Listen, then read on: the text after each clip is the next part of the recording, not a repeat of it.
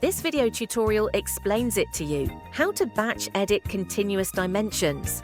Enter the interior design, select Drawings, Construction Drawings. Click Settings, Preferences in the upper right corner. Switch the dimension chain. Editing option to batch edit.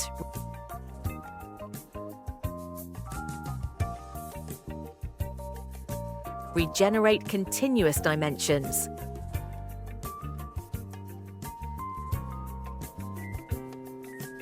Click Continuous Dimensions to move them as a whole.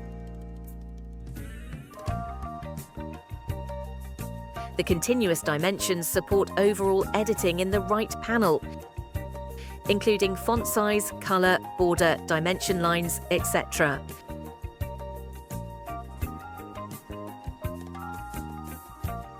When the annotated object is hidden, the continuous dimensions as a whole will not break.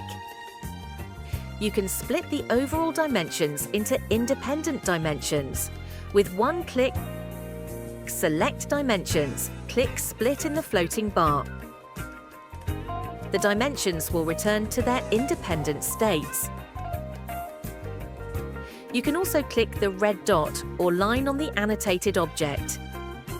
Then click Split in the floating bar.